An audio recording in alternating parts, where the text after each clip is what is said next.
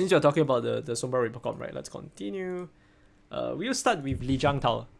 Lijiang Tower is a very Reaper map, right? So I can't actually remember what. Okay, so first, I think we'll skip all the maps that they didn't play Sombra Reaper on. So we'll skip this map, you know, boring. We're gonna go to the next map. We just want to see some Sombra Reaper in our life. And here we have it, Sombra Reaper. Oh, also, the question is, why don't people play Sombra Reaper in this map? Well, the thing is, Reaper is is good on this map, but Sombra is very, very bad on this map. Just the terrain and just being a little bit too small. Sombra wants a little bit of space, right? It doesn't need too much space, but Sombra wants a little bit of space. Watch Ivy's POV first fight. Sure, okay, we'll watch Ivy POV first fight. You know, we'll look at top down first, right? I think it's good to watch top down and then go straight into POV right after.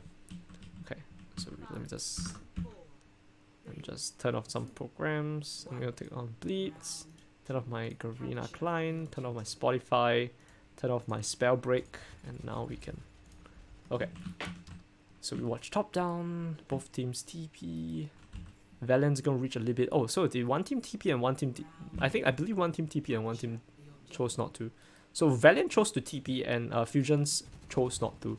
So it's kind of interesting because between TPing and not TPing, right? I strongly believe that not TPing is better, right? So most people think, why? What's the difference between TP and not TP? So the difference is on the Reaper position and the rest of the team. If your Reaper TP, your Winston and your D.Va, like essentially everyone except Reaper will reach the point faster, but your Reaper will be very, very slow. And I did the math back in Gladiators. It's about 5 to 7 seconds, right? It's about 5 to 7 seconds for whoever did the TP, if it's not Tracer, because Tracer has blinks, to reach the point. So it's actually 5 to 7 seconds where you don't have the Reaper. So how important is that versus having like your Winston in proper position? Well, that would be up to your coaches, right? That depends. So thanks for the follow, Hawkbar. I think Sim TP is important if you're playing around a health pack first fight, like Ilios, Rune, and Busan downtown. So the funny thing is, right, there are actually Sombras that hack the Mega, right? And there are Sombras that ignore. And most of the time, when you have the Reaper Sombra mirror, you ignore the health pack. So the question is, why ignore the health pack, right? That goes against everything that we understand, especially in the past when people play Tracer, Sombra, Brigitte, Anna. People hack the health pack. So the thing is, you have to fight for early space. And if you go hack the health pack, your Sombra will not be in the fight. So as people get better in this composition, people realize that a health pack is a waste. I won't say it's a waste of time, but there are certain trade-offs, right? It's not as easy as hacking the health pack is great and blah blah blah. Especially when it comes to health pack like this, where the health pack is very far away from the actual fight. The fight is gonna happen here, and the health pack is over there, which means that anyone that needs to use the health pack is pretty much the support. Or the tanks can't use the health pack. It has to be the support or like the Sombra or the Reaper, and whoever takes the health pack essentially puts themselves away from the fight. So this health pack is not hacked. In fact, there are very few health packs in KOF that requires you to hack it first. I mean, of course, there are some that you need to hack. For example, Oasis, you have City Center. In Ilios, you have Ruins. In I don't think Lijiang has any map that you need to hack the health pack. What else? Yeah, you have like one or two, right? Where you have to hack the health pack. But most of the time, I would say you don't really need to hack the health pack. Like most of them, like 70% of the time, you don't need to hack the health pack. Busan Downtown is another one. Yeah. Thanks for the follow, Hawkbar. Yeah. So anyway, let's continue watching. So we already see a little bit of difference in the way Fusion and Valiant play. First of all, the TP usage. Second of all, how the Sombra positions. Hisu is going to position towards the right side, which actually gives him a slightly better angle. This is a more aggressive angle for Symmetra. Sorry, not for Symmetra, but for Sombra. And this is a more passive angle for KSP. So if we look at top down and we continue playing, and I'm going to put at 0.75, right, you will see that KSP takes a defensive angle, right? He gets to play around this edge, he gets to move back, and he gets a lot of heals, essentially. Hisu is playing a much more aggressive angle, and essentially the Rain is going to push Hisu out of here. Of course, Rain, we have that, and then the first bubble usage comes from Valiant. And hence, after the first bubble usage, the second bubble usage comes from Fusion. And at this point in time, Valiant is winning. Not Valiant. Fusions is winning by quite a bit. Because when you need to put out your first bubble, that means that you feel the need to put out your bubble. The enemy team whose bubble comes after essentially will have the advantage will come right after the advantage that you first have, right? After the Valiant advantage. So just off Winston bubble alone, I would say Fusion is actually winning the fight, right? Because they have bubble control, it's gonna force Fusions to, oh my god, why is it moving like that? Where's my epic pen? It's gonna force Fusion, not Fusion, it's gonna force Valiant. I don't know why I keep mixing up Valiant and Fusion. Right, it's gonna force Valiant towards an area they don't want to play. So it's gonna force them this way. Right? And the reason why is because first of all, you have the Fusion player controlling this area harder. You have Sado dropping bubble a little bit later. So overall, what's gonna happen is they are gonna end up being able to shove a Valiant towards a smaller area, right? And I'm a big believer in actually controlling this area. I don't like, I mean, I told my players this before, I don't like players playing over this side. I don't think this is a good place. It is a very safe place because your Sombra could like play over here, your Sombra could play over here, and all these are very safe place to play as a Sombra, but at the same time, it's not like as good an off angle as the position right here, right?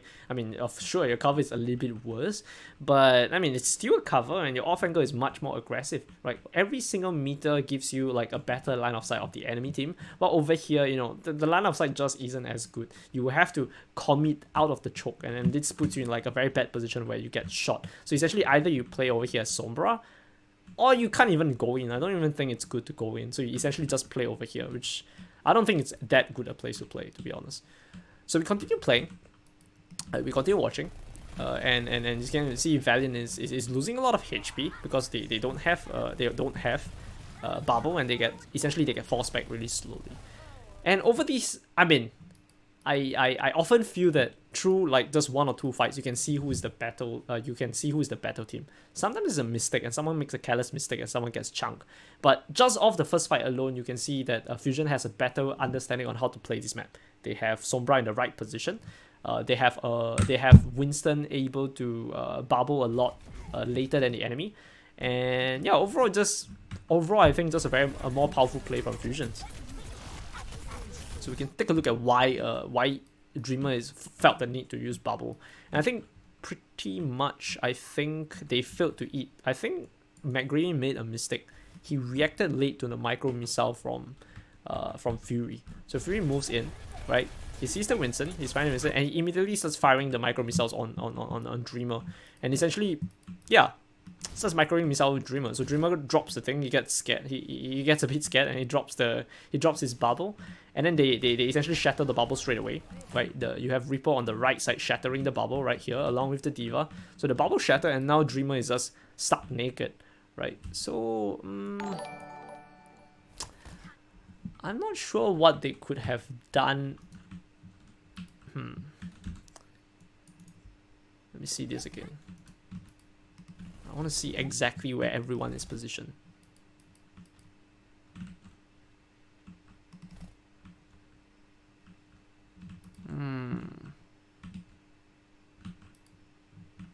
How is Dreamer taking so much damage?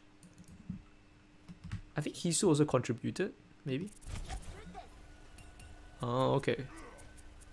Oh, Hisu actually contributed a decent chunk of damage. So like he essentially shredded Dreamer's armor, right? It doesn't feel like a lot, but when you take away the armor from the Winston, then all the other damage becomes a lot easier. So I thought that Rain marked Hisu straight away, but even this is significant, right? The Winston to lose his armor was actually Dreamer, and essentially because of this angle that Hisu took. So yeah, I mean, I really like this off angle that Hisu took. I mean, it's a good thing that Rain actually pushes towards to push away Hisu, because if Hisu is allowed to hold this angle a little bit longer, essentially Valiant would have lost by even more, and they already lost by quite significantly, to be honest. Hey, Taze. Want to become famous? Buy followers, primes, and views on big follow. Don't mind if I do. Motherfucker, I'm gonna ban this guy. How do I do this? Ban. I just wanna ban someone. Okay, let's do this. How do I ban this guy? I don't even know how to ban. Bam! Bitch! It's banned. Easy clap. Ah, I feel so drunk with power right now. Okay. How do I shut this off? I don't even know how to turn off this thing. Oh shit, I opened another window. Okay. Jesus. See, now I have this thing over my chat and I can't see what you guys are saying. How do I turn this off? How do I turn this off? Okay, it's definitely not add friends. How do I turn this off? The fuck? It's blocking my fucking chat. Move it to the left. I can't move it. See the X?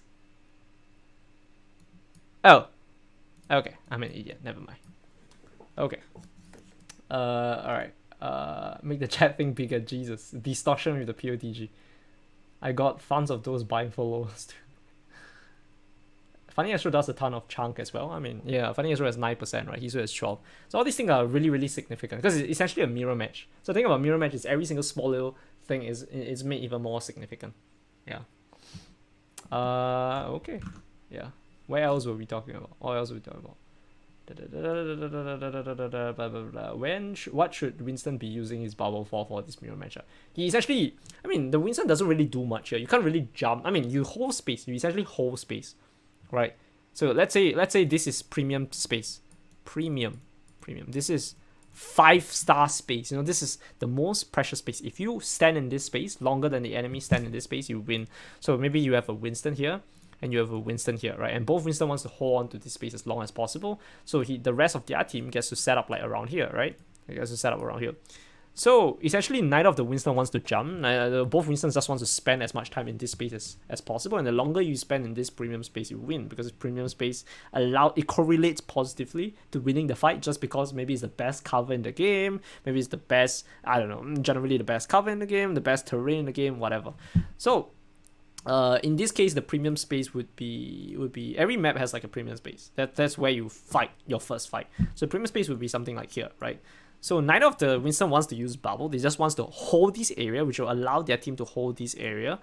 But because Dreamer has to back out first, they will lose the premium space. Essentially, the main, the only bit of cover in this game, in this territory, the only bit of cover around here. So essentially, Dreamer is using bubble correctly. He uses bubble when he is going to die. So see, this is the kind of thing where people might blame a main tank. Oh my god, Sado is better than Dreamer. But is it Dreamer's fault? Not really, right? I mean, his Sombra wasn't in the correct position, so Dreamer gets chunked. There's nothing that Dreamer can do. So if you can see, right, if you look at these two, you actually can see the Reaper playing over here, and then you see the Sombra playing over this angle, and then you see the Lucio playing this angle. So the Lucio and the Sombra is actually going to be the one that gets the most amount of outcharge. That's why Dreamer is getting chunked, because of these two off angle. But if you look at Valiant, right, they don't really have an off angle, right? First of all, the Reaper is going to be much later. The Reaper is going to be much later to the fight, right? This is quite significant. The difference between pretty much maybe 1-2 meters it's significant. And then you have a Sombra over here, which is definitely not as nicer off angle as these two guys, right? And not to mention this Diva also moves to the left. Like Fury also moves to the left, and then gets chunks out Dreamer. So if you can see, right, Fury gets a bit of outcharge as well. So overall, sure, like Valiant, Valiant did get healed up, right? But you did pressure Dreamer enough to use his first bubble, and that's pretty much enough to win the fight. Thanks for following XCal1. Yo, Ben Jesus, and yo, Kuba. It's free real estate. Thanks for why Winston instead of Ryan then? Wouldn't Ryan be better at holding that space? So the problem with Ryan is, sure, you can hold the space. Yeah, you pretty much can hold the space. But how do I explain this? Let me think how to say this. Reinhardt gets bullied a lot on this map. When you play this map in the current meta, you need a lot of punching power. You need when your Reaper goes in, or when your Sombra EMPs, you need someone to follow up very, very quickly. So most of the time when you see people play Sombra, a lot of occasions you see the Sombra paired up with, oh my god, there's a lot of follows. You see the Sombra paired up with Winston, right? Because when you EMP, one of the best follow-up damage from the EMP is actually the Winston, not the other DPS, but the Winston, right? So a lot of occasions you have the Sombra playing with the Doomfist, or the Sombra playing with the Reaper, or the Sombra playing with the Tracer, and it's almost always the Winston because it pairs so well with EMP. So Reinhardt just doesn't do that as well. So there are some places where Reinhardt is better, but you do sacrifice a lot of other important traits, like the ability to follow up, And of course, Winston has, in the hands of a really good Winston, Winston is able to move around very easily as well. And the Reinhardt, once you get caught, you're out of position, but the Winston has a lot of flexibility to move around in Cough, which is why Dive is one of the, Dive is, if you look at the last 3 years, right, like the last 3 years of Overwatch League meta, or just like the meta in general, Winston holds up a lot of time in Cough. And of course, I know you guys are thinking about like Orisa and Ryan, and you guys are saying, wait, John, there was definitely a decent amount of time where Reinhardt was played. And then that's true, right? That's why we have the double shield meta. But outside of the double shield meta, you guys will realize that most of the meta were Dive, right? Let's think about it last year it was double shield. End of last year in the playoffs, it was double shield. We have Sigma and Orisa, right? Last year it was Sigma, Orisa. 2019 was Sigma, Orisa, Doom, and Reaper. So double shield, right? And then, but the year before that it was Dive. It was Widow Tracer. So it was Dive essentially. And maybe even before that it was Goats, or just after that it was Goats. So it was either double shield or it was Goats. And when it wasn't double shield or Goats meta, it was almost always a Winston. So that's the thing. Like Winston is OP. When you nerf shields, or when certain composition gets nerfed, Winston always comes back because Winston is flexible, right? If you think about, Chinese Kung Fu, they say that, what's the most important thing in Chinese Kung Fu? Speed, right? If you go fast enough, nothing beats you. If you punch fast enough, nothing beats you. Speed is of essence in Chinese Kung Fu, and it's the same thing. So Winston gives you speed, gives you flexibility, gives you mobility, and mobility in high-level competitive play is always OP.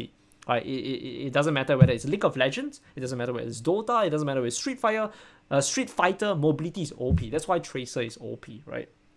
So, not that Ryan is bad, but if the terrain is really, really fucking small, like fucking Control Center, then sure, right. But in many, many maps, as long as the map is a little bigger, a little wider, a little bit more high ground, it's almost always Winston. That is just like a fact of life. Right? I don't know how to explain better than that. It's just like the way of life, right? The Winston kit is just makes him a much more versatile pick over Ryan. That's pretty much it. Yeah.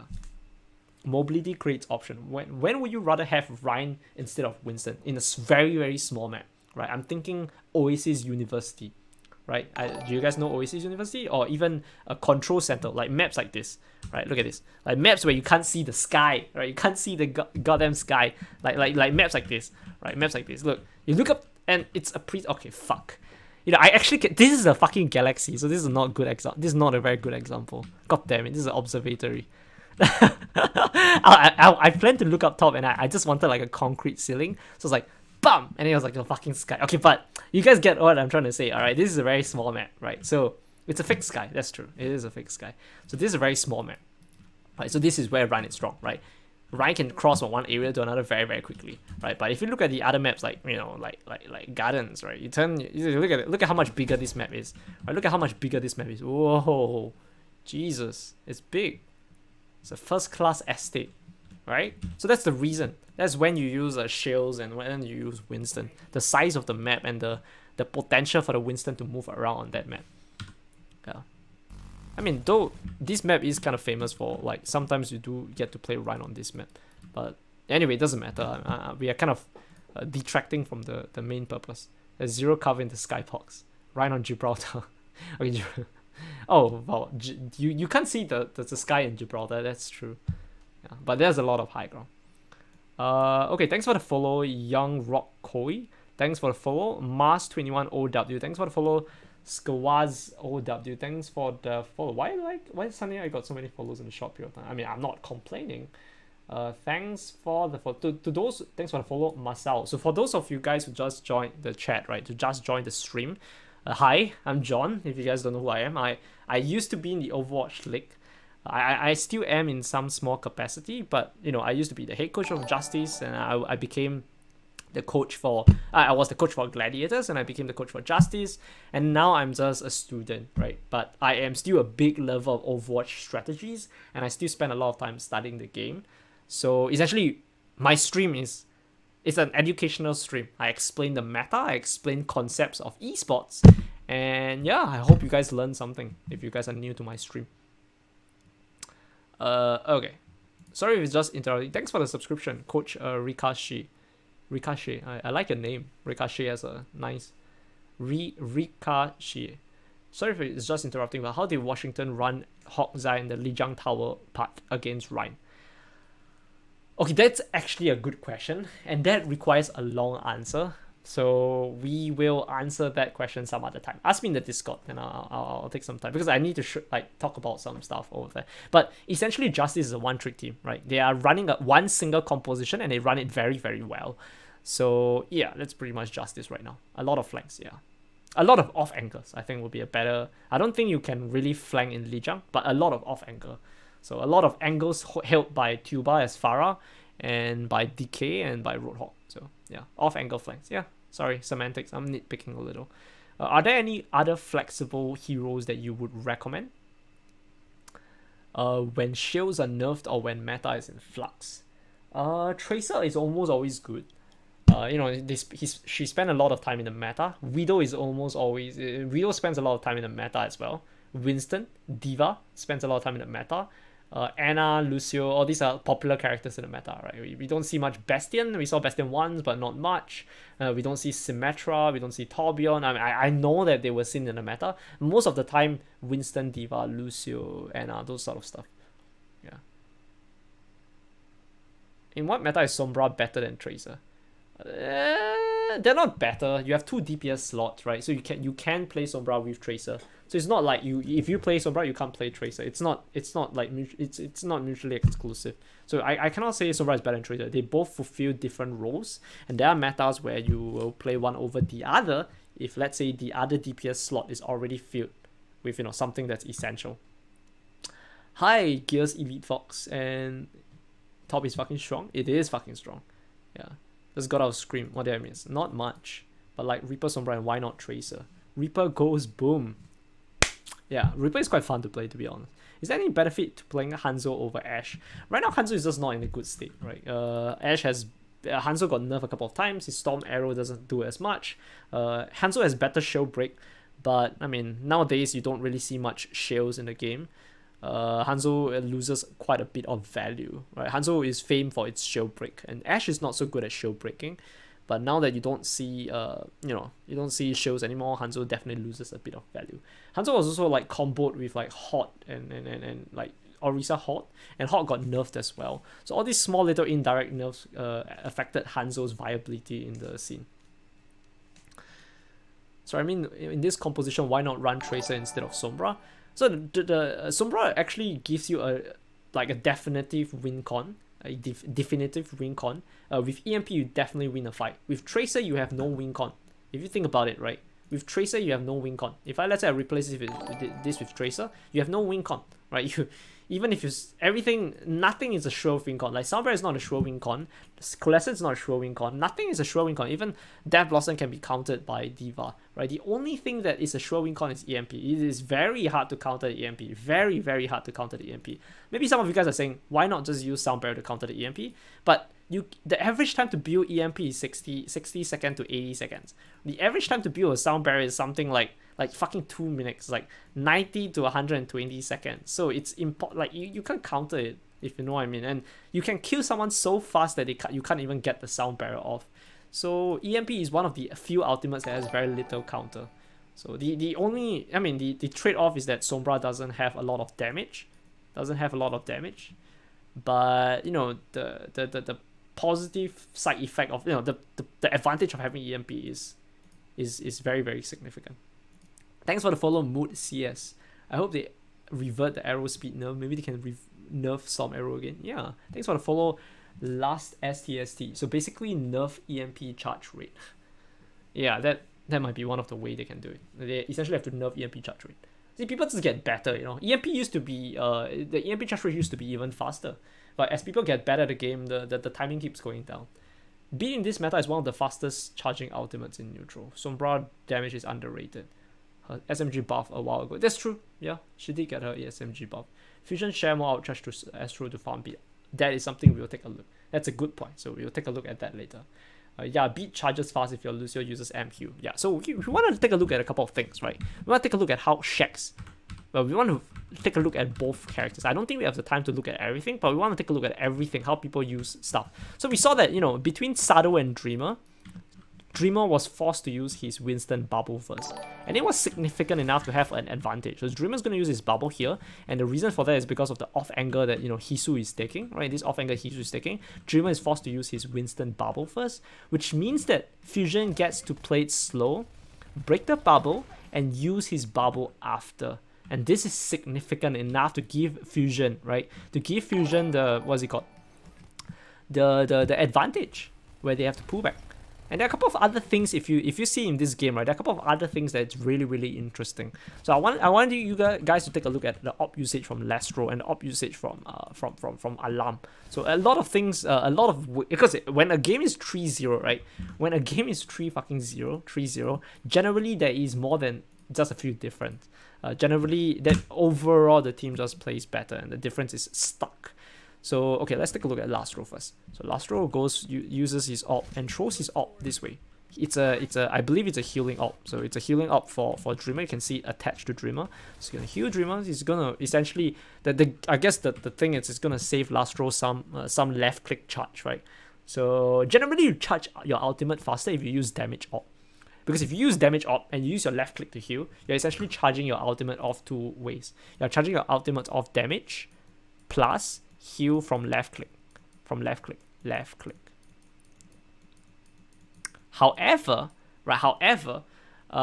you generally will be using more resources because, as you guys know, Sombra has this meter right here. So, I mean, a lot of times this goes down to 0. So, healing op essentially allows you to reserve some of your left click heals. And if you look at Alarm, right? Alarm is let's take a look at how Alarm does it. Right, this is really important. So, Alarm uses first op, bam. And this is a damage op.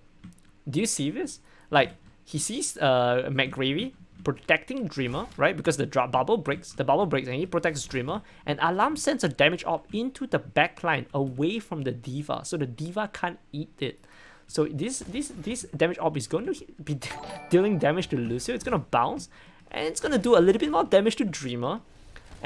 And essentially this is like the difference between both of them using their ops, right? So the question becomes, John, you told me that damage op allows you to build your ultimate faster. So why is Lastro, why does Lastro have like more ultimate charge, right? So at the end of the day, why Lastro has 9% more charge is because he has to heal Dreamer.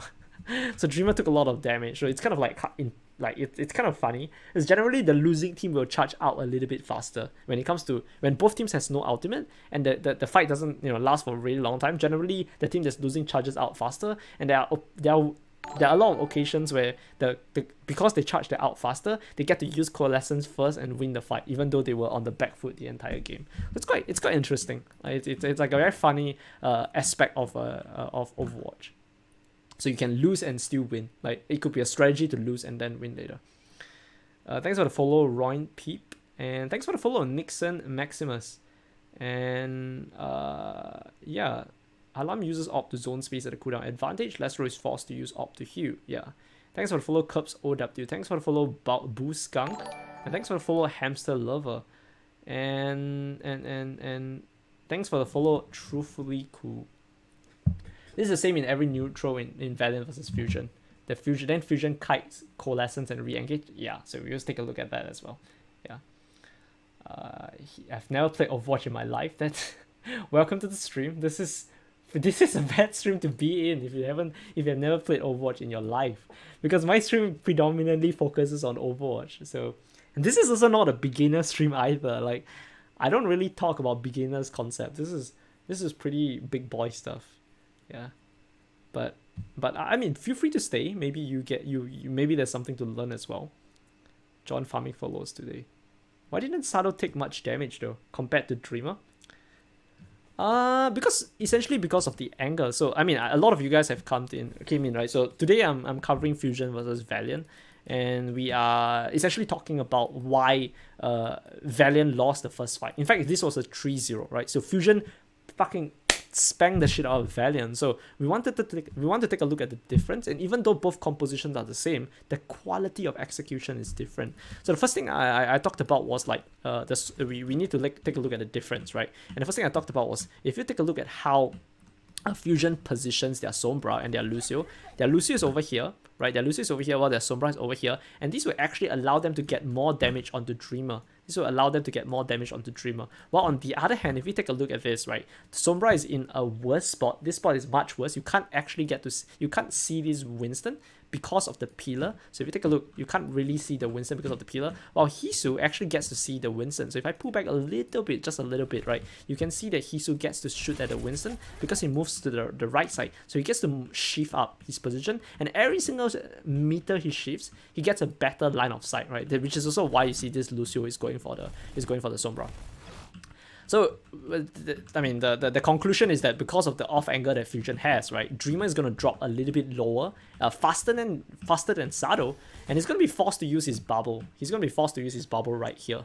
And it's actually because he's forced to use his bubble, right, all Fusion did was break the bubble, and I mean, and of course they use their own bubble, and this means that Fusion has a cooldown advantage. We call it a cooldown advantage because essentially they get to use their cooldown. They get to use their cooldown later than Valiant, and with this, they're going to push Valiant towards this side of the map. So they're going to lose control of point. They're going to get pushed into an area where they are further away from this cover. So this is the best cover in the game, right? It's the best cover right here because the main tank and the tank gets to play ring around the Rosie. You know what I mean? Like, they get to play around the pillar to hide. But because of this advantage, slowly but surely, Valiant has to back off. So you can see they get to back off, right? You can see in terms of space, they back away from the pillar. And Dreamer has no cover. This poor guy is stuck naked in the middle of the map. There's no cover. Like, look at Dreamer. The poor guy is like, oh my god, I want the pillar, but I'm getting forced out. I need to go away.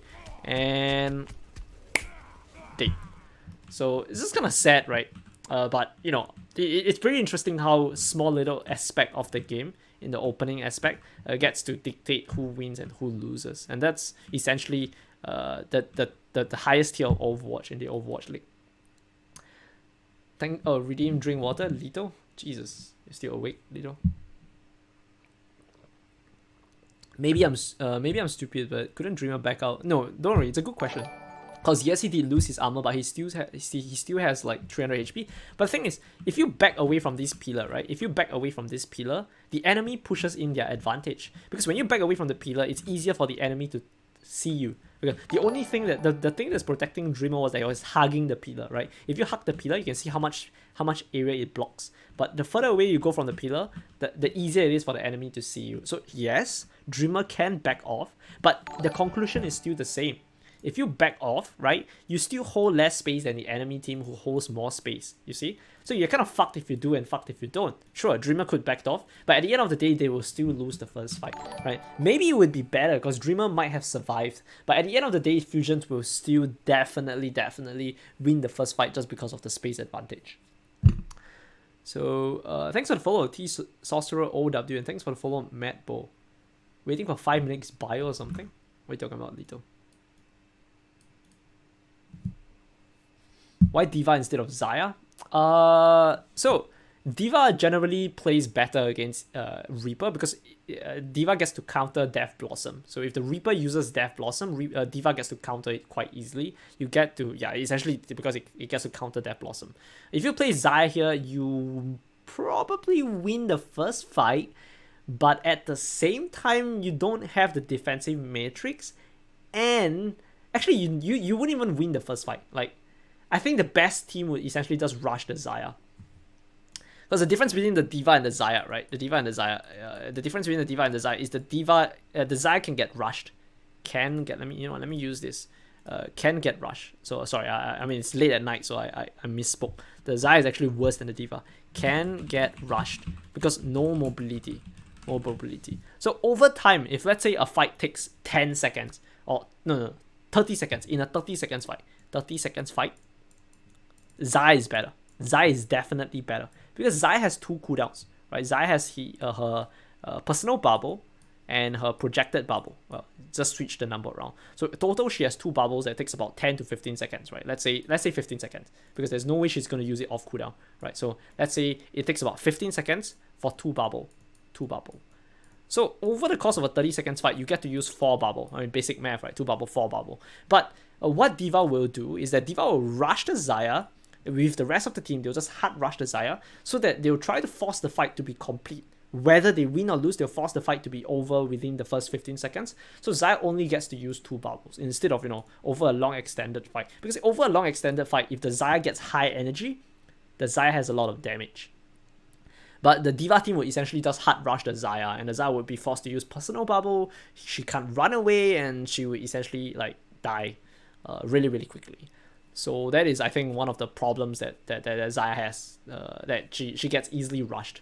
But I think in a low-level team, I would say Xayah is actually much easier to carry the game. Like, you can actually play Xayah, and Xayah is much more influential in games. But in very, very high-level state, people are coordinated enough to rush the Xayah very easily. Why Winston being played instead of Ball?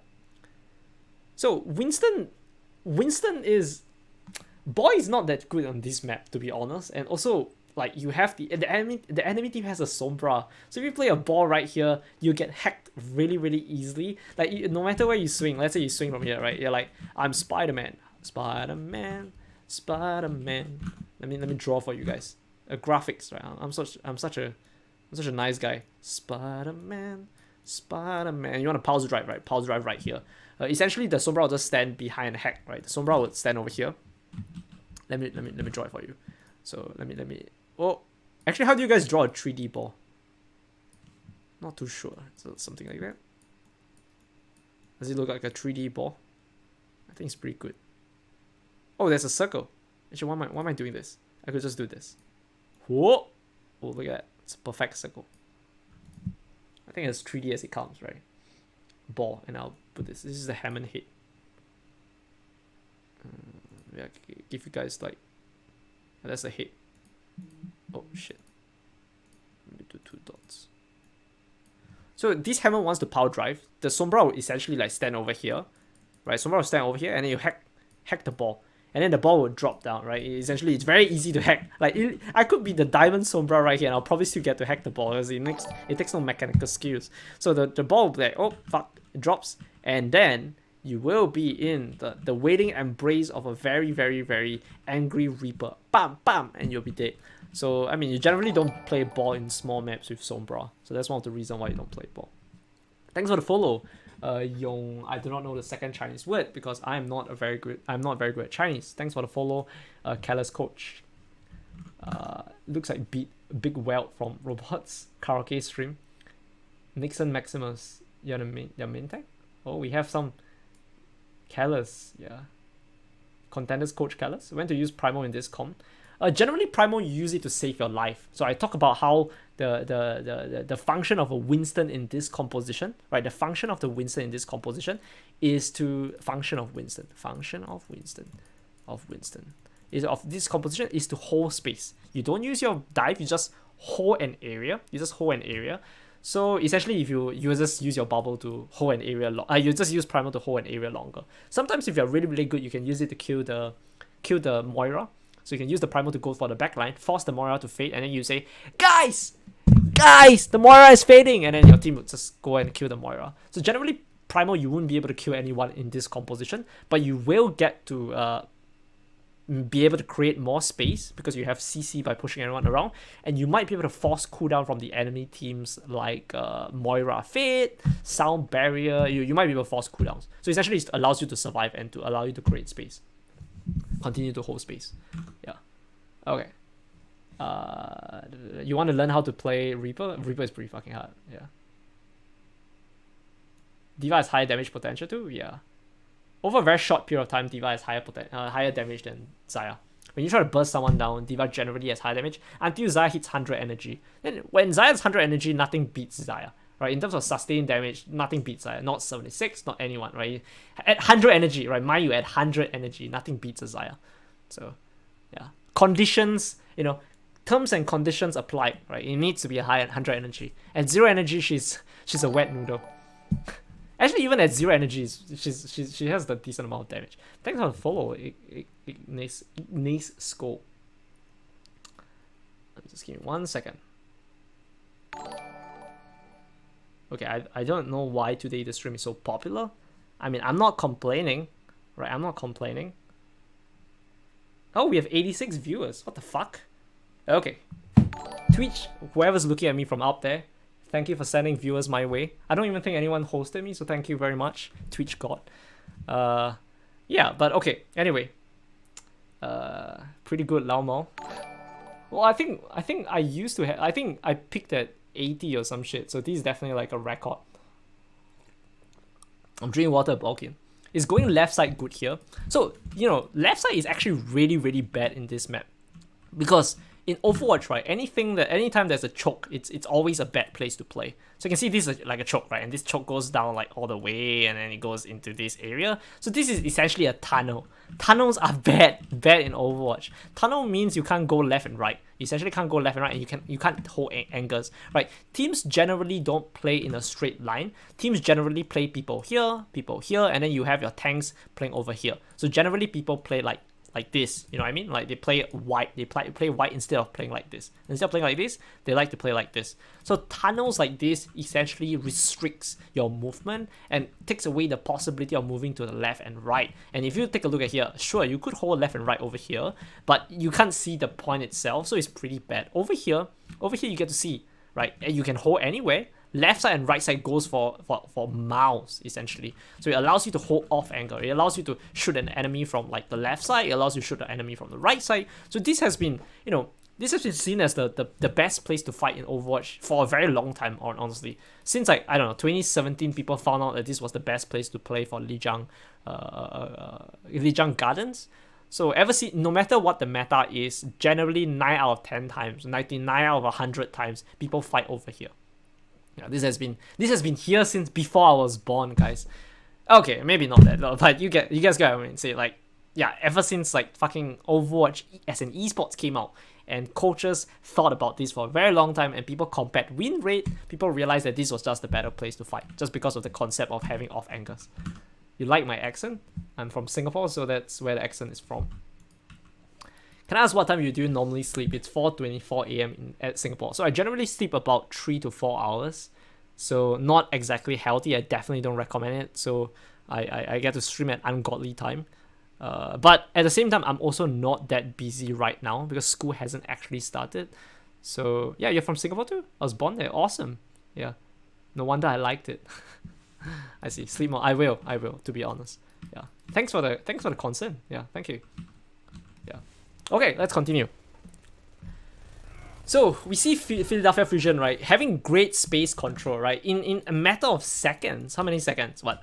Literally like 30 seconds, they get to control a lot of space. So if you look up from high up, right? If you take a look at this area, right, this half of the map, if you take a look at this half of the map, right?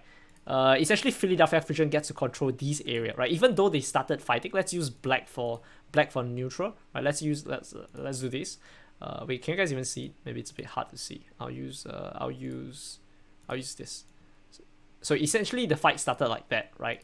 And then one team has like this area, and then the other team, one team has like this area, and then the other team has like this area. But slowly, because of all this interaction, red started to eat into blue territory, right? You started to control pillar. You control pillar, and because you control pillar, right, you started to eat into red territory. Right? Red gets to play a little bit more aggressive, and slowly blue gets forced out. And at this point in time, you can see blue gets forced out of bridge. So it's a small little advantage in your rank games is nothing. It means nothing. It literally means nothing, because someone makes a mistake here, someone makes a mistake there, and then the seesaw constantly rights itself because of very, very bad plays. So it's a constant seesaw that goes up and down and up and down, and it constantly rights itself because essentially both teams are relatively bad, right? Objectively bad compared to Overwatch League players.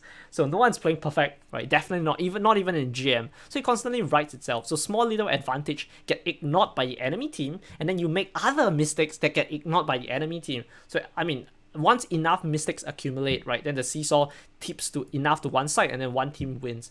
But in Overwatch League, right, if you look at this seesaw, right, let's zoom in on the seesaw. I'm gonna draw this. If you zoom in on the seesaw, boom.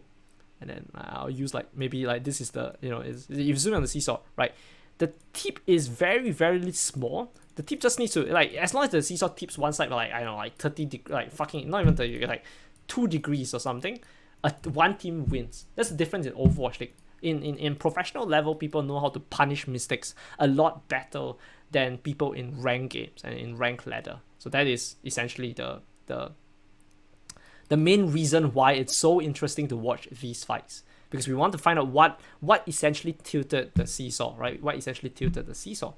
How much caffeine are you on, fam? Here's one thing. I actually quit coffee. And because I had this big headache every single time I stopped drinking coffee. So I actually quit coffee. So I definitely will sleep more once school starts, because I'm in a difficult engineering program. I'm doing AI and machine learning. So definitely I will have to sleep more, because the brain just doesn't function as well on such little sleep. But right now school hasn't really begun, so I get to do all these things on the fly. The teams are better at 1, not making mistakes, but also better at 2, making something of the enemy mistakes. Yeah, so teams are also more opportunistic, right?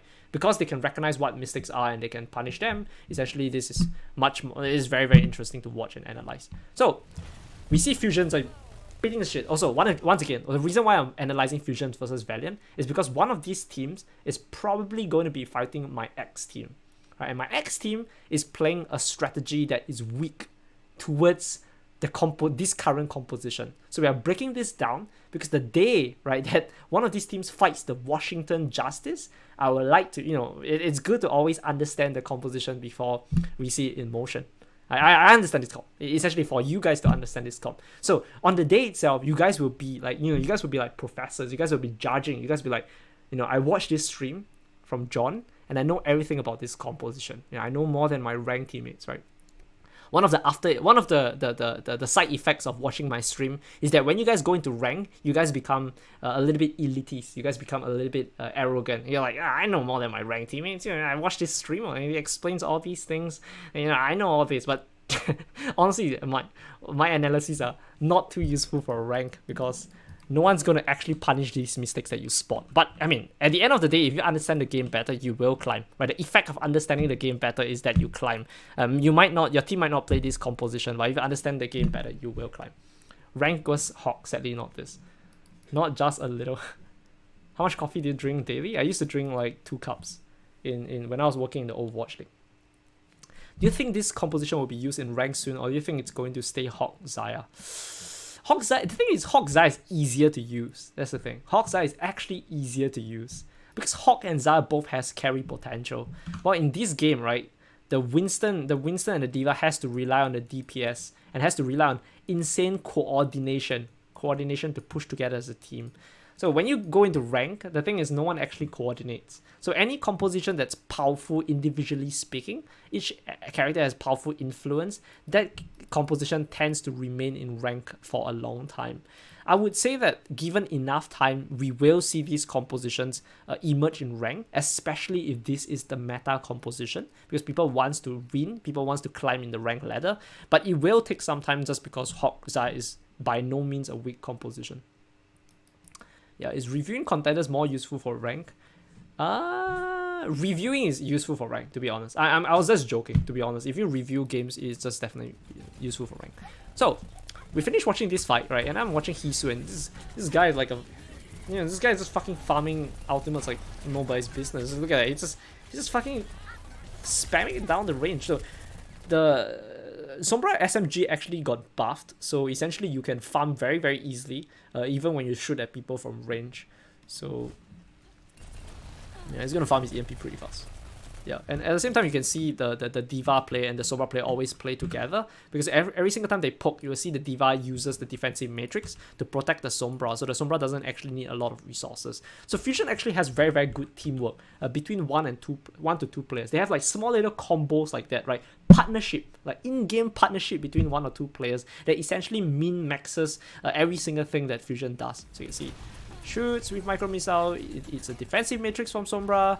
I mean, he actually pretty much does it through the course. It's just like he finishes up his defensive matrix, but he was pretty much helping his Sombra quite a bit to stop the enemy Sombra from getting EMP. Because at the end of the day, right, whoever gets EMP fastest is actually it's actually pretty significant. So you can see he's trying to eat KSP EMP while at the same time allowing Hisu to farm his EMP.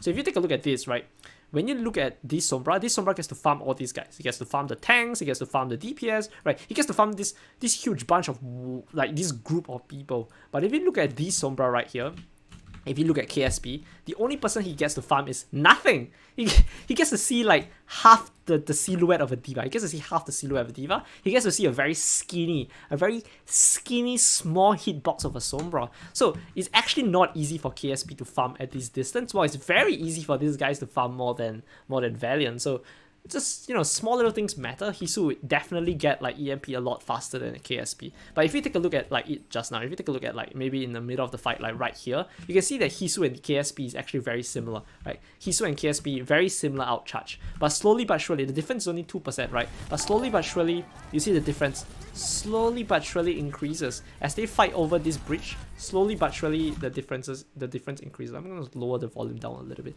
Slowly but surely, the difference increases. And at this point in time, the difference is 15%. And 15% in Overwatch League is not insignificant. Right? It's not insignificant at all. Thanks for the follow, Spiggy. Look at how Philly hides except for Sombra, making sure KSP gets 0 charge. Yeah. So in the mirror, how much should the Sombra go in Vs? If you're gonna EMP, you should go in Vs very, very often. But when you're farming, you don't need to go invis. You need to essentially farm. Your priority is farm. But once you need to EMP, your priority becomes being in the correct position to EMP. So you will go invisible a lot more often. So Hawks, thanks for the follow, Speaky. Okay, let's continue. That's just about Valiant. They all stayed in line of sight. Yeah. So we go in.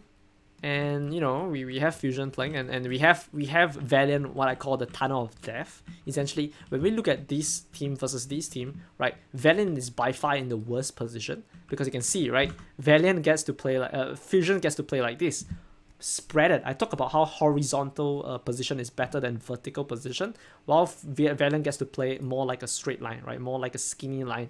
So generally, this is better because it's more wrapping. It's more wrapping. So this has been, the fundamental of warfare since time immemorial, right? Since human beings, start to group up and hold swords and guns and everything. This has been, being able to play like horizontally to wrap the enemy and to hold different off angles has been, a fundamental strategy, a fundamental stratagem since the dawn of time. So in esports is no different. Essentially, this is warfare, except on an electronic scale. So we just by looking at the fundamentals, we know that Fusion has the better positioning. So it's going to be an uphill task for Valiant to win. And this is also why it's so important to win the first fight in King of the Hills. When you win the first fight, you get to choose exactly where you want to play. Generally, you will choose the best possible position in the map. If you lose the first fight, you have to push the enemy in superior position. So in KOF, the people that win the first fight tends to win, and the percentage is generally quite significant. It's not like 1%, it's like 8 or 9%, something like that. 2 tanks DPS support groups. Fusion looks super clean with this position. Thanks for the follow, TRK9. Thanks for the follow, Konica. It looks like Astro just went to speed in Hisu and Fury after farming. So are these 2 groups of 3 intentional? Like, these 2 groups of 3? Let me see. Nah, I don't think this is intentional. Yeah, this is just a byproduct of like, yeah. Generally, I mean, one thing that's intentional is definitely Hisu and IV position. Generally, you have the Reaper position away from the Sombra, and generally the Reaper positions, I wouldn't say it's intentional in that they plan this exact position, but intuitively, this is the best possible position. Okay, out of this whole composition, who do you guys think takes the most amount of damage? Who do you guys think takes the most amount of damage? I'll give you guys 3 seconds. Who takes the most amount of damage? 3, 2, 1. Right, have the answer in your mind. Right, it's the Winston. Yes, it's the Winston, definitely. The Winston.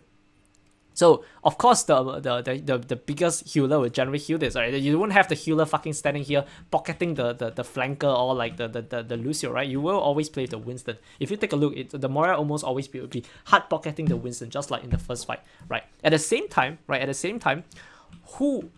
this Winston is pushing, this Reaper will try to play with the Winston to try to shoot the enemy Winston, because these 2 Winstons are going to clash, because these 2 Winston wants to hold space, right? And the best possible space here is obviously on the point. So in this point, right, blue team wants to hold space, blue team wants to play here, and blue team wants to control this area, and red team wants to control this. I mean, red team already has this area. Red team wants to prevent blue team from coming into this area. So as this Winston wants to go in, right, he will have to fight with Sado. Remember this area where Sado plays over like here, and then you have like the enemy main tank play over here? We will see the exact same thing happen again as two main tanks try to create space for each other. So for their own team. So this Winston will try to play here. Sado will try to play here. You know, this area. Essentially this area. They will hug this pillar.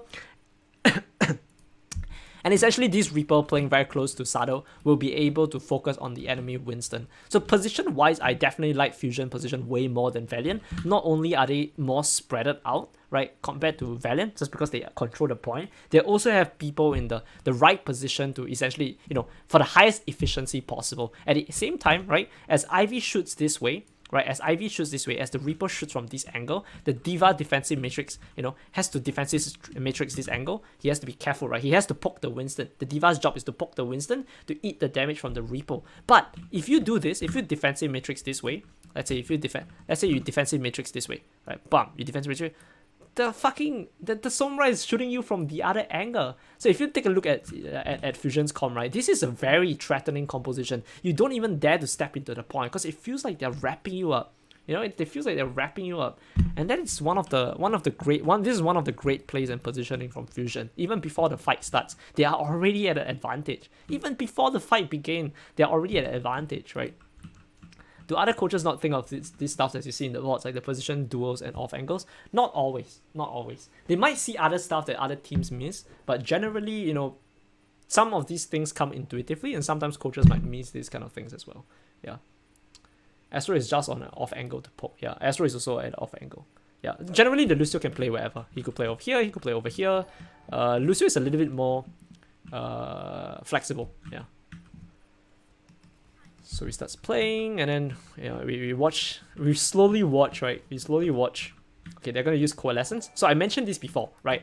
I mentioned this very early. I said that the losing team tend to have the first out because the losing team tends to take more damage, equals the healer tends to heal more, equals they get Coalescence faster. So it's kind of weird because in other metas, in different other compositions, the winning team gets ultimate first. But in the Moira composition, the losing team gets ultimate first. So the reason why the winning team generally gets ultimate first, right? The winning equals faster out, is because if you're winning, you get more space, you deal more damage, and hence you get faster out. However, the difference is that Moira heals a fuck ton. It heals a lot. So when a team is winning and you get faster out, generally that means that overall, Fusion has more outcharge. So you see, Hizu, more outcharge, right? Dreamer, Sado, more outcharge. Fighting Astro, more outcharge. Just from left click, generally the DPS has more outcharge, right? Generally the DPS has more outcharge. But that also means that the DPS has to do all these damage to the tanks, right?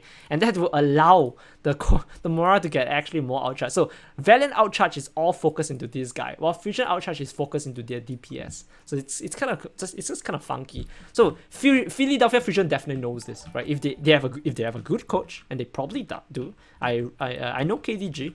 And I know he's a very good coach. They definitely know that. They definitely know and are preparing for this Coalescence to be used. So the Coalescence gets used, and they're definitely ready for this. They're gonna move out. You see, Vani Astro is gonna move away. He's gonna move around cover, and Fusion's gonna survive. And then they use their own Coalescence. So you see, when we take a look at this Coalescence, right? I want you guys to take a look at this. So when Valiant use their own Coalescence, right here. Right, if you take a look at this, right, they spread. So as Valiant pushes in, Philadelphia Fusion pushes out. Right, so if you take a look at this, I'm gonna slow it down. I'm gonna play. Right, pushes out and they spread. They open up, and then now that they have Coalescence, they get to push a team that is in a straight line. Look at that. This team is in a straight line. So this Coalescence is going to attack Valiant in the middle of their retreat. Look at that. It's going to attack them in a very bad spot. They're going to attack them in a pretty bad spot. And at the same time, Hisu, because he has his EMP first, he's going to use his EMP, and these guys are going to get hacked.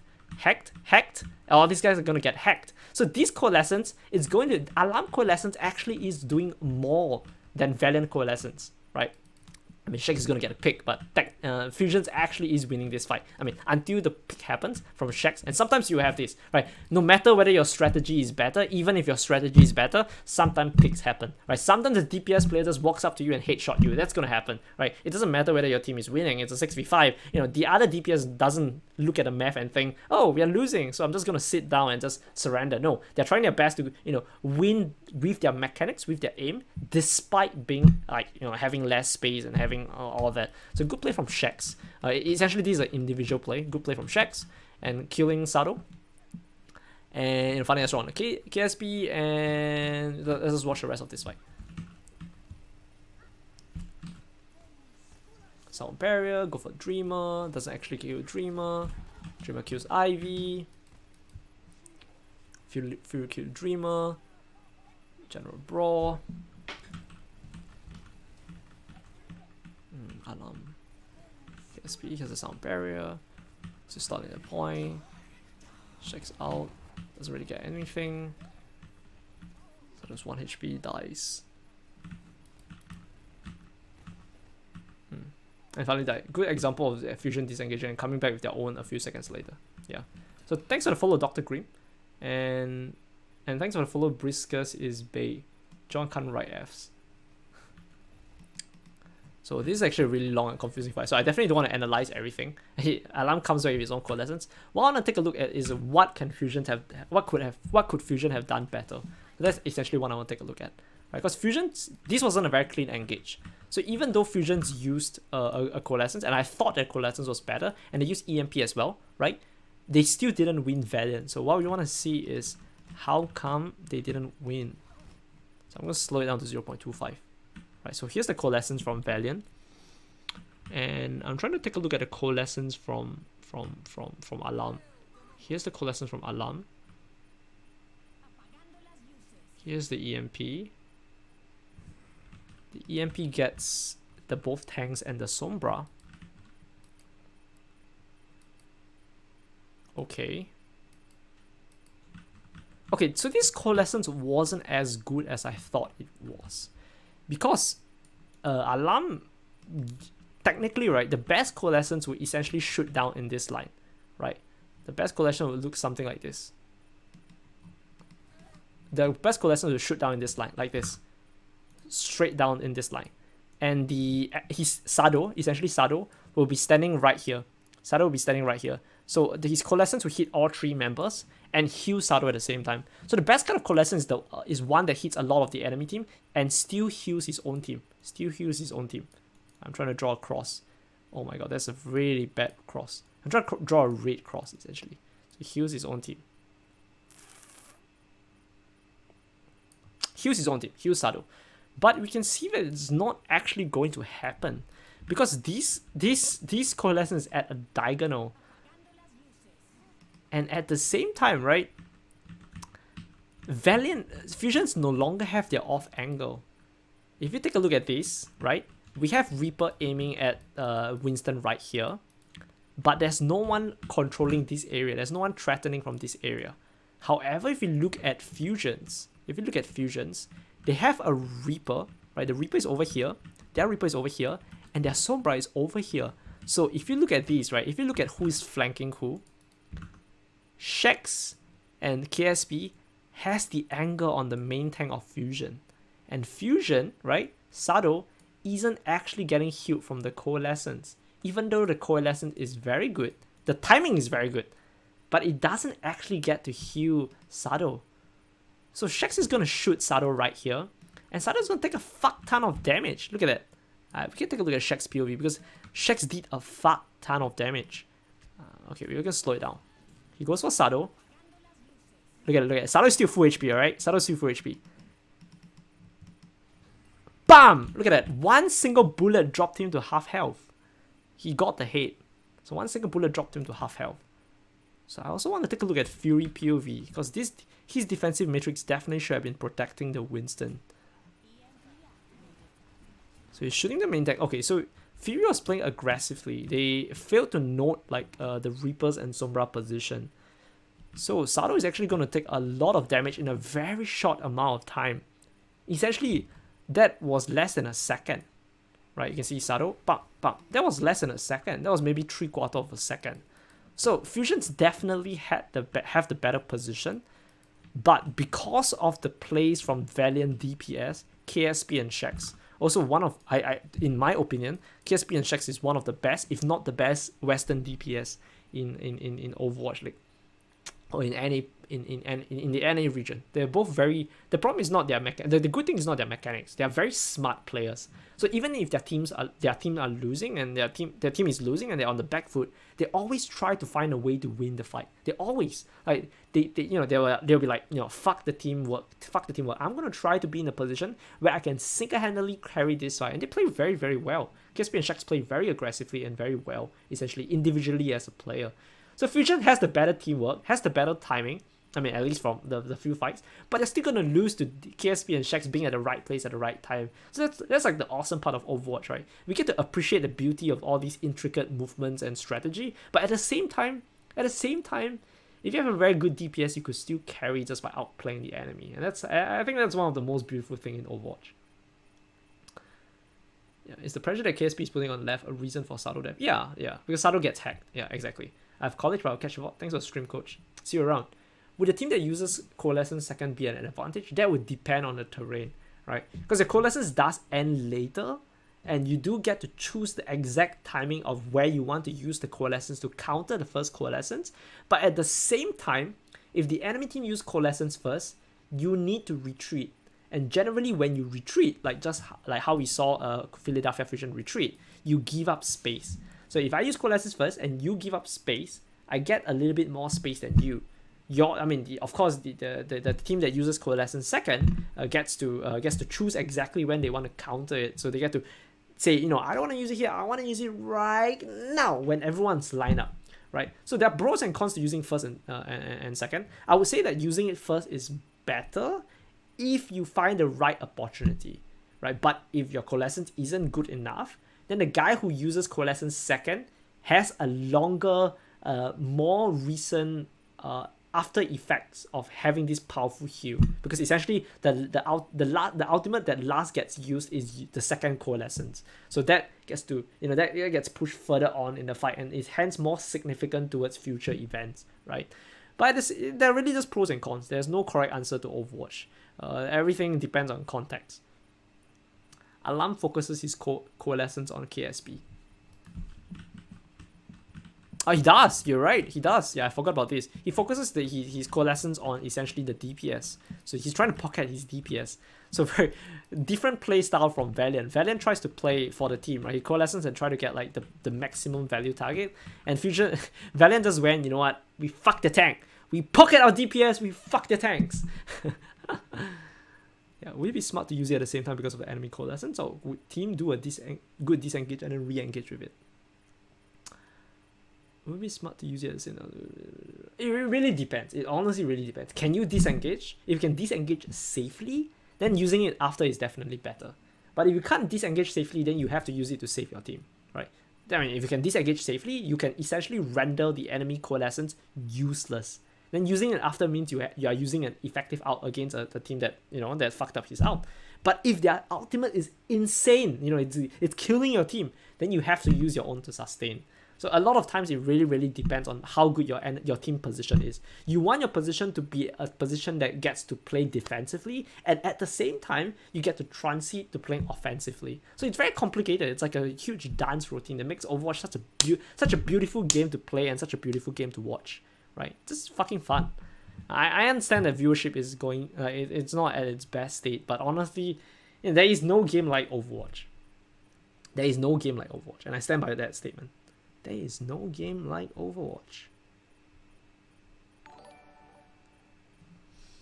Thanks for the follow, Screevy, and thanks for the follow, 6 feet.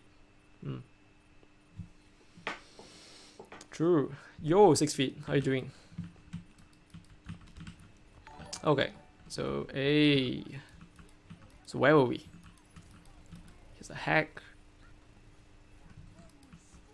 Sound barrier. So just a messy fight throughout.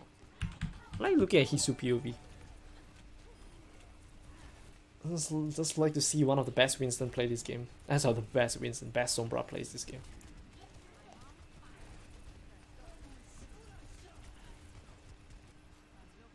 The funny thing is he's actually lapping KSP, I believe. Look at this. Right, at this point in time, KSP is at, like, when Hisu uses his EMP at this moment, at this moment, right, he has 22% more than KSP. Look at the EMP. He has 22% because he's at 100%. He just used it as 22%, right? And KSP, and he's trying to farm his second, and KSP died, and that's really, really severe. Generally, you don't want the Sombra to die first. So yes, Sado dies, right? Sado does die, like the Winston does die, and that's very severe. Because essentially the main tank and the main support are very, very important. The main tank builds space. He creates the crux of the space. He creates what minimal space you have. He essentially creates basic space, right? I call it basic space. Basic space is the space that you get to work with, right? And you get to expand on this space. Your DPS and your support and your off tank get to work together with the main tank to expand on this space. You do that by getting a HP advantage. You do that by getting a cooldown advantage. You do that by using ultimates. So every time you use the ultimate, you get a HP advantage. You get a cooldown advantage. You get to push the enemy team back a little bit, and then you increase your space. But at the start, right, even without cooldowns and anything, right, the main tank holds the basic space. So it's one of the most important character in the team composition. Without a main tank, it's pointless. A main tank is essential, right?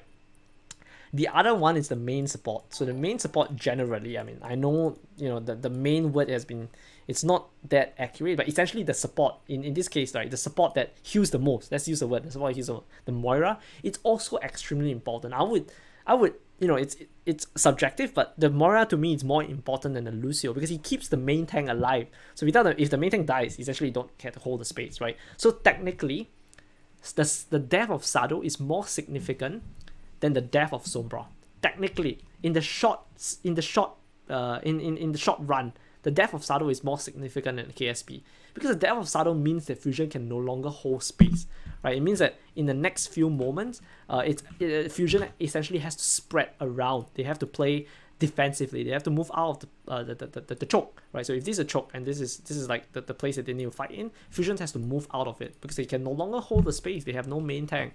At the same time, KSP dying isn't exactly something that Valiant is happy about either, because KSP dying right now means that their EMP is going to be very, very slow. So Hisu right here is, he's happily farming his second EMP. He's just happily farming his second EMP. He's like, I want my second EMP. I'm going to farm it right now. Just going again and again and again. And KSP comes back and he only gets his first EMP right here. And when you have one more ultimate than the enemy team, you lose just because of that, to be honest. You lose just because you have one less ultimate than the enemy team. So, yeah, Osato dies again, Jesus. He dies with he almost died. He almost got Primal too. That's kind of sad. Yeah. Thanks for the subscription with Twitch Prime, Screevy. The problem with Overwatch, thanks for the follow EX Joey. Is a young arrow in the chat. All the Kratos crew is here. Good. How about you? I'm doing great. Yeah, it's a bit late, but yeah, I'm doing great. Main and flag support seems to be arbitrary term these days, at least to me. Yeah, it's quite arbitrary because you have that's why it's a weird term to use nowadays. In the past where there was a lot less support, right, it was a much easier term. But nowadays, it's really, really quite arbitrary. Yeah, we're kind of like snowballing off the terms we used in the past.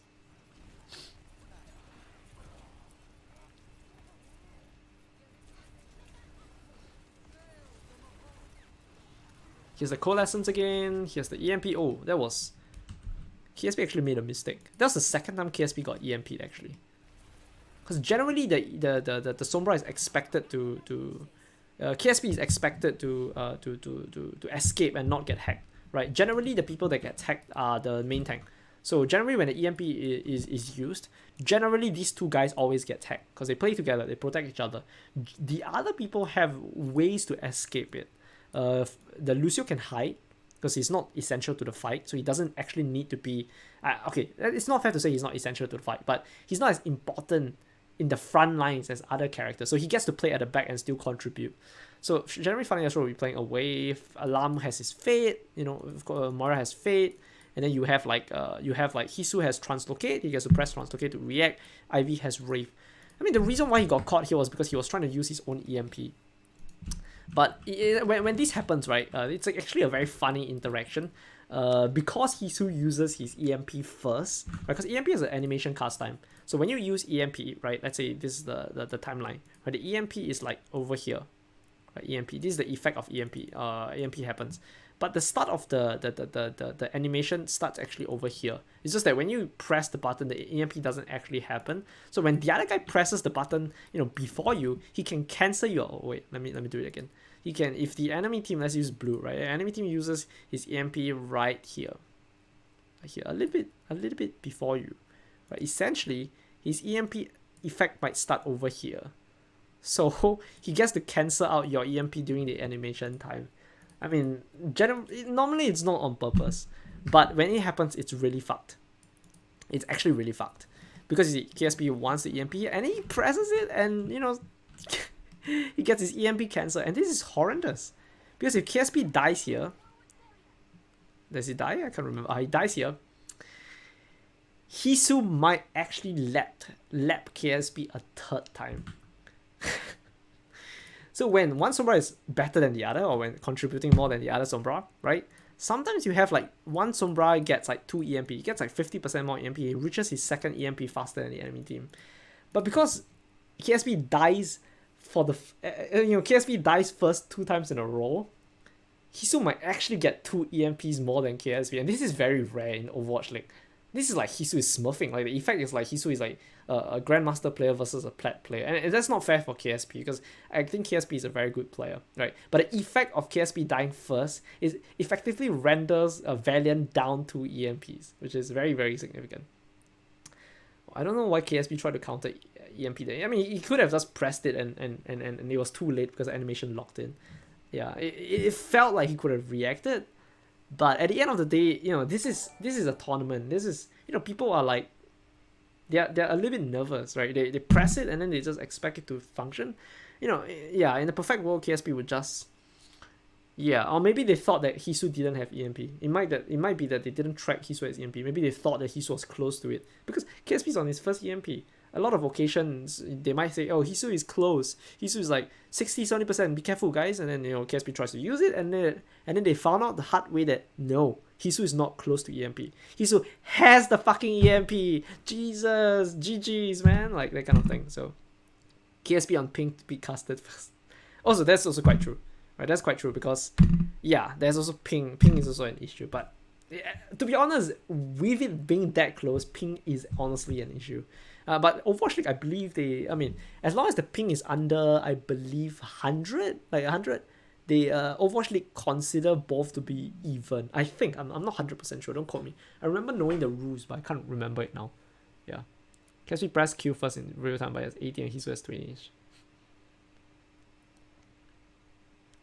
Nice VOD review time. Back when Lucio healed the most, the good old days. It's just mechanically good support and 5-hit supports. Okay, so so how long has it been? It has been let me see. The match started at he still started farming at what? No, not this one.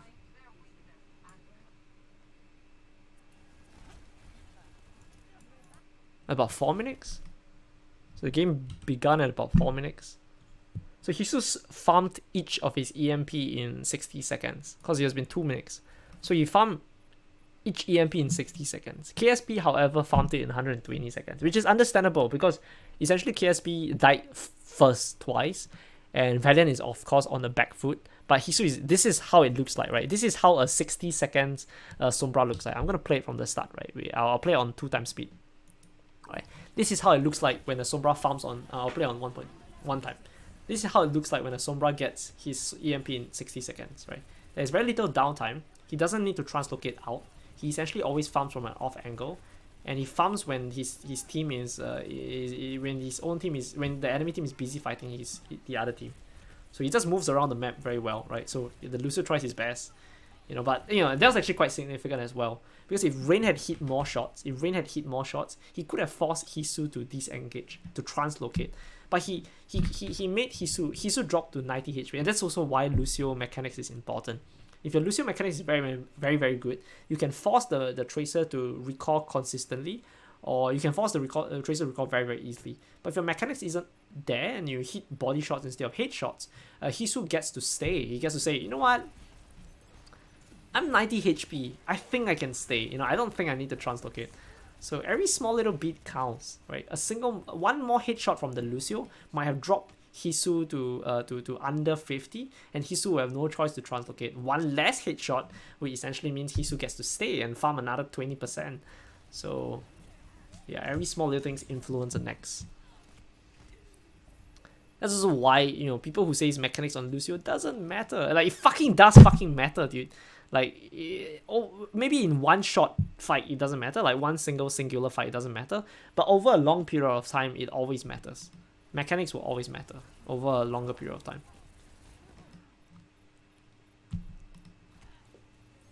The counter EMP looks like it was reactive though.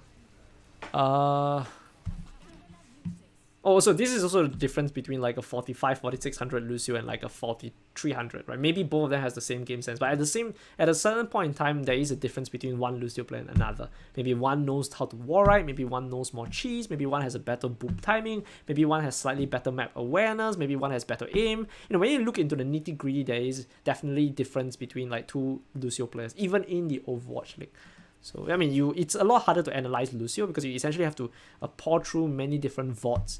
But when you look through like, you know, a lot of VODs, then you start to see differences.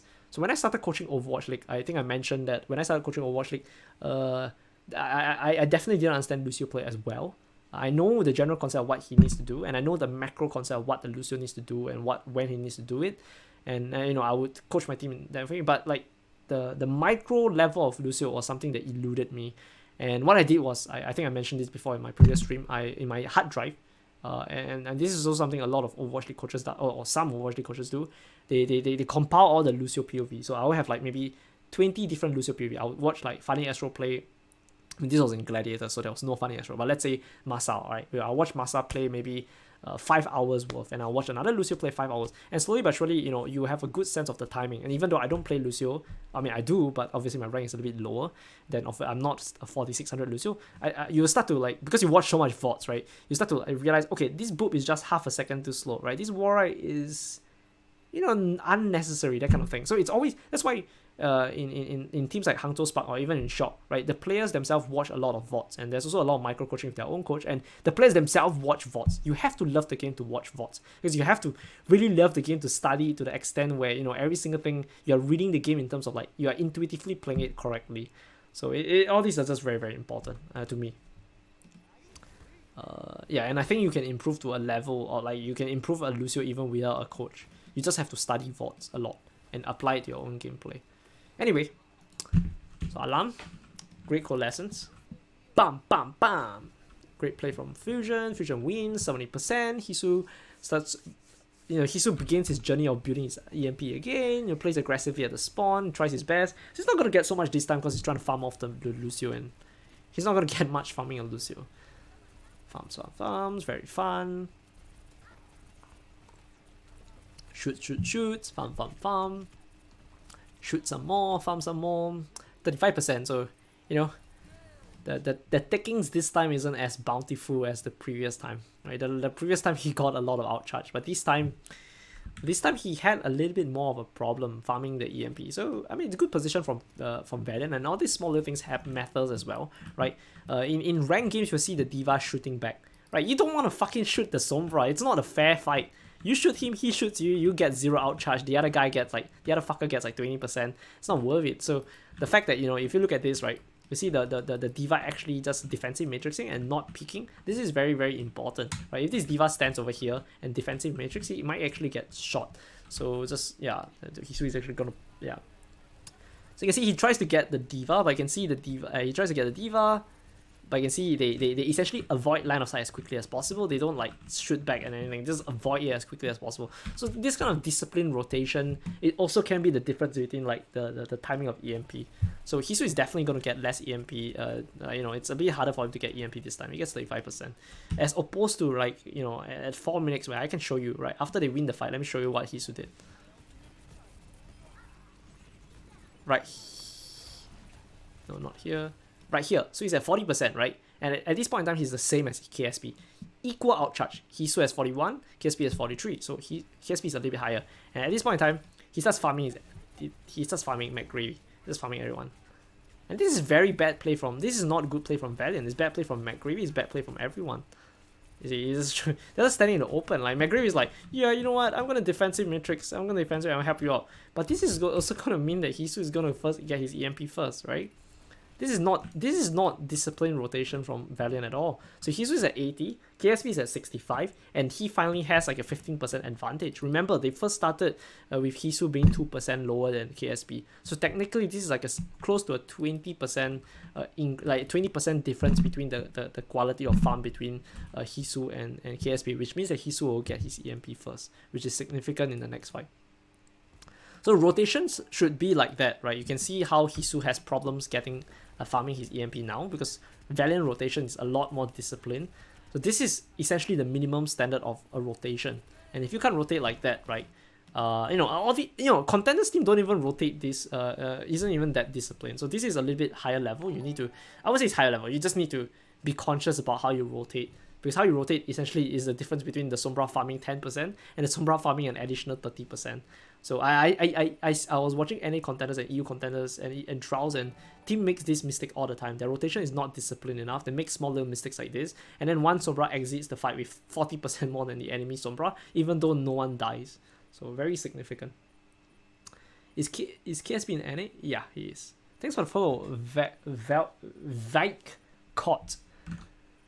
Lucius infinite ceiling. I mean, nothing is infinite, but yeah. And thanks for the follow, the law OW. Okay.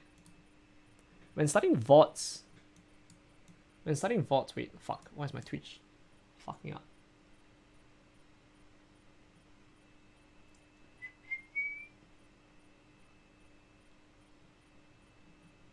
Okay.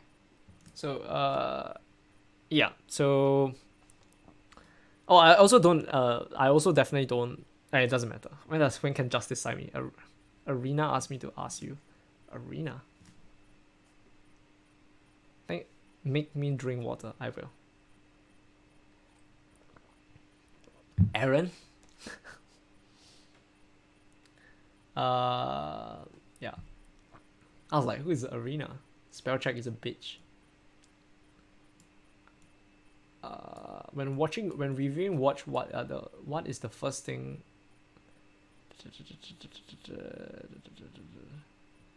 Someone type the question. Like when reviewing VODs, what's the first thing that I look at? Generally, it's really hard to explain. Because I used to be conscious about what I'm looking for in the past. But nowadays, it depends on whether I'm trying to get something out of VOD reviewing. Am I trying to expand my knowledge in the game in terms of micro, how to play Lucio, how to play Mora in this meta? Or is what I'm trying to do just trying to learn the game better as a whole?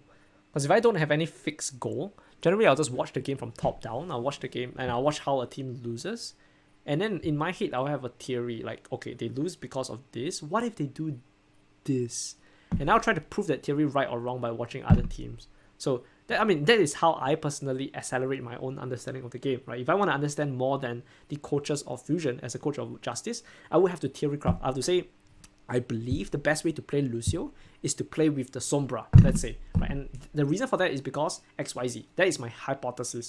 And I'll try to prove it by watching, and I'll see the difference with outcharge, and I'll try to prove a theory right. And then if it's right or wrong, I'll have advanced my theory, okay? This meta is best played by this way, and no one else will have discovered it. And I think that's really, really fun in Overwatch League, right? So the better you understand Overwatch, the more you can theory craft at the higher level of the game. So once you theory craft, you tell your team, okay, Lucio, you know what? I don't want you to wall right anymore. I don't want to use your boop here. I want to use a save, blah, blah, blah, right? And that's essentially how every single thing gets created. Like all the strategies and fundamentals filter down from Overwatch, the top teams, from top coaches into teams that aren't performing so well in the meta. Maybe another meta that it'll be their turn, but maybe not in that meta, and filter down some more into contenders, and then it filters down and everything. Of course, that's not to say that only Overwatch League coaches can theory craft. Sometimes players theory craft as well. Sometimes contenders coaches theory craft. Sometimes contenders player theory craft. It never ends. Though, of course, the better you are as a coach or the better you are as a player, the more likely you will be able to advance the optimization of a meta.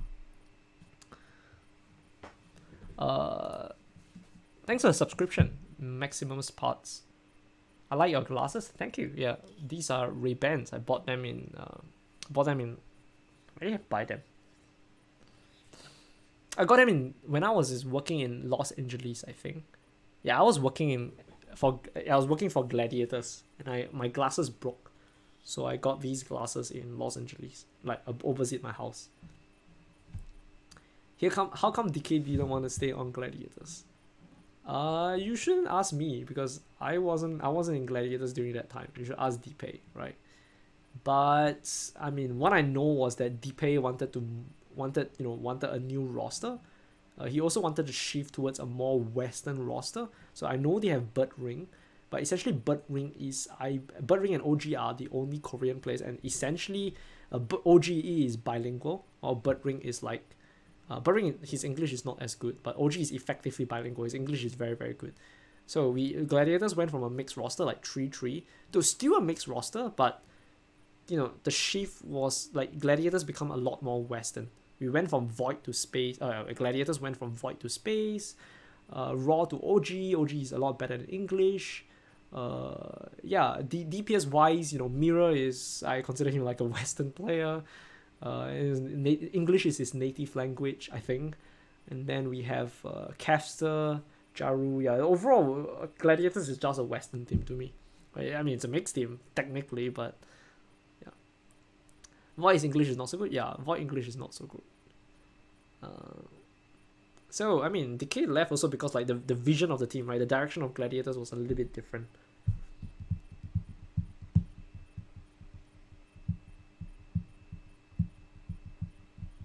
Deepay wanted English speakers. Yeah, you should ask Deepay. Yeah, all I know was that the direction of the team was shifting. That's all. But they replaced Decay with another Korean player. I mean, I don't think when you build rosters in Overwatch League, you don't replace one with another directly. A lot of times you're trying to, the sum is greater than the totality of the whole part. Okay, the code is definitely a lot smoother than that, but essentially the sum of all parts is greater than the sum of its component, something like that. So essentially, you don't think, okay, I got rid of this guy, I got this guy, it's a zero-sum game. No, it doesn't work that way, right? Replacing, the DPS used to be a Decay, Hydration, Shellfall, and then now it's like, Jaru, Capster, Bud Ring. So maybe the ratio is still the same, but the off tank is no longer a Korean player. The main tank is bilingual, like much more bilingual than Raw. So definitely the spirit of the team, or just like the crux of the team, will definitely shift. Right, it's not negative or positive. It just shifts. So that the team is of course going to shift a little bit. So yeah, I mean, at the end of the day, I mean that's just the strategy of the head coach or the GM. Thanks for the follow, ENZ. Who do you see in the grand finals? Shock versus Shanghai. Yeah, but I think there are underdogs like there's underdog like Justice, though I think Justice will struggle. And the underdog like Soul Dynasty as well. Did Burning specifically want to join a mixed team? I do not know. You will have to ask him for that. Yeah, I do not know much for the roster this year. Yeah, I do not know a lot about the roster this year. Okay.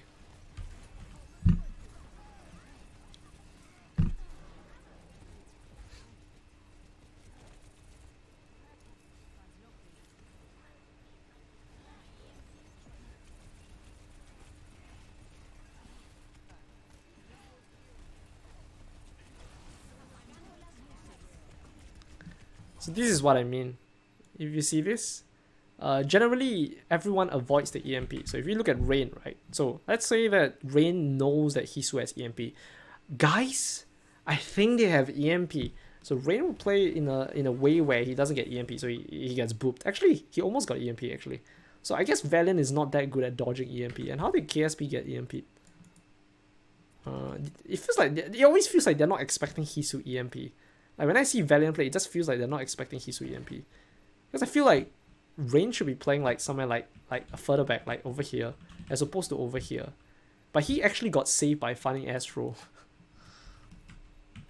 There's small little mistakes like over here, right? He gets booped and he gets EMP. But if the Lucio didn't boop him, I think maybe he would have gotten EMP.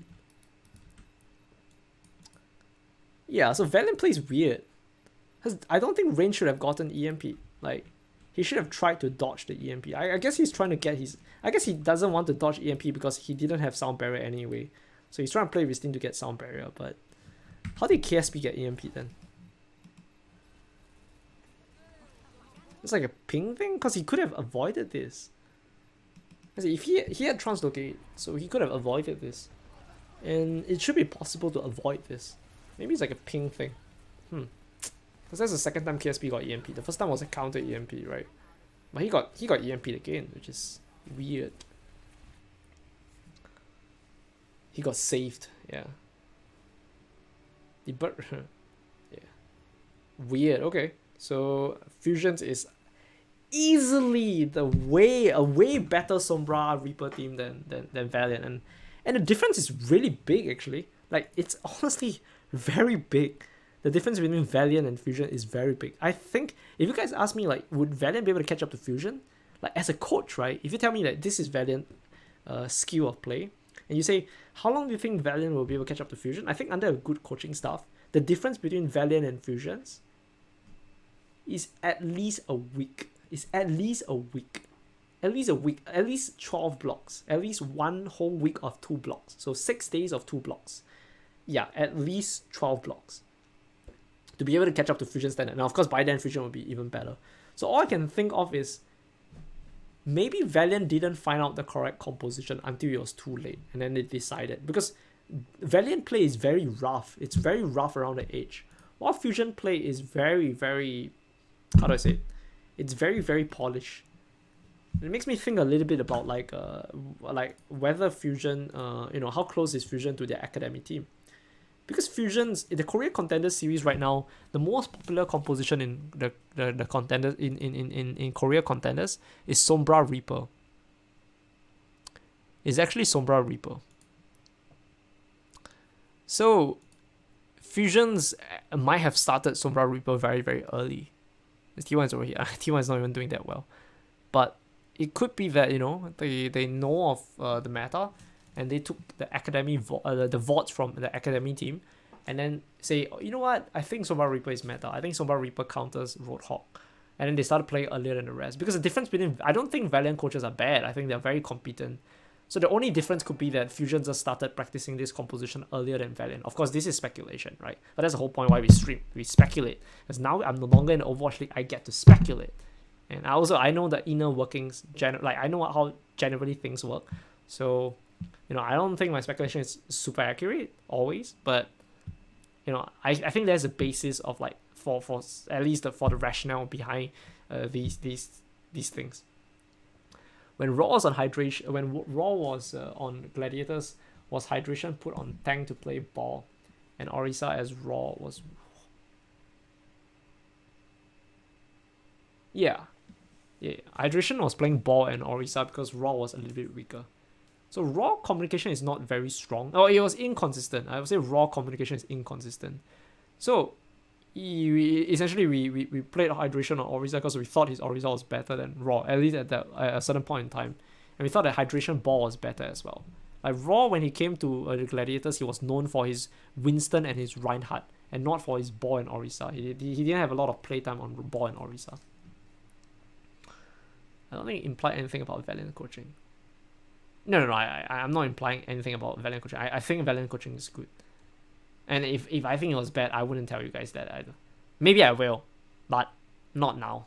I mean, essentially these two teams make the playoffs. I truly think both team coaches are competent. So the question becomes, do I think there are incompetent coaching staff? I honestly don't know. I wish I could turn invisible, and I don't think I have the right to criticize that many people as well, since my team didn't do so well either. But a lot of times there are mitigating factors behind teams like that. There are conflicts that you cannot solve, organizational things that strong arm you to, so essentially there are a lot of mitigating factors, and I don't want to criticize too much about the coaching staff when we don't even get to see anything. Criticizing a play, yes, But criticizing coaching staff is a lot harder to be accurate about it, because there are a lot of times where the coaching staff has their hands tied as well. Thank you for the follow, peace God. Hey Andy, what you doing? How you doing, dude? Florida will always lose against Valiant. Yeah, I think Valiant is. I trust Valiant will get better at this composition. They're not very good now. They're like a 4 of 10 with the Sombra Reaper comp right now. But I believe that Valiant will become at least a 7 when they fight Mayhem. If they fight Mayhem. Sombra Reaper actually the most unfun hero. Says who, man? Sombra Reaper is fun as fuck, dude. What am I up to nowadays? Just stuff, you know. Streaming. School. Okay. You can PM me, Andy. You can PM me if you wanna if you wanna have a chat. Weird to have a chat when I'm okay. Oh.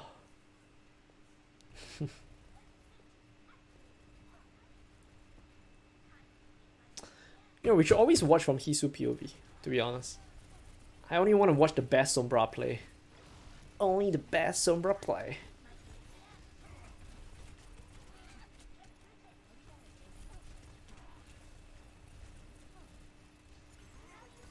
I mean, to be honest, if you look at Hisu and KSP, both are farming both are farming definitely well, right? It's understandable why Hisu is farming faster, because they are on defense. I don't think KSP makes any mistakes in their farming. Wait, let me watch Hisu again. Okay, that's 16%. Goes for the Diva, because you always want to force the defensive matrix, so it's always best to go for the Diva. If the defensive matrix is forced out, then when your Winston engages, the enemy Diva doesn't have defensive matrix. So that's what Sado was doing. Yeah, essentially, like you can see, it was actually a neutral fight, right? So this is Hisu trying to force a defensive matrix on McGravy. So McGravy runs out of defensive matrix, right? He literally runs out, and I think Fury has a lot left. So Fury wouldn't know how much defensive matrix McGravy has, but Hisu will say, they have been using quite a lot of Hisu will say, I'm going to try to force defensive matrix as the team moves from here to here, right? So now that Hisu doesn't, McGravy doesn't have as much defensive matrix, then Sado will play aggressively, like right here, right, just after the defensive matrix. So probably between these two teams fighting each other, if we take a look at Fury defensive matrix, he has half left, and McGravy has less than half. Generally, even the difference between defensive matrix usage, quality of usage, can mean the difference between a team fight win or lose. So yeah, so that's what Hisu is trying to do, right? Yeah, so everyone's going to be quite low. Fury, nice boop. Both bubble breaks at about the same time. Dreamer's going to be quite low. And then KSP also, Hisu... Yeah.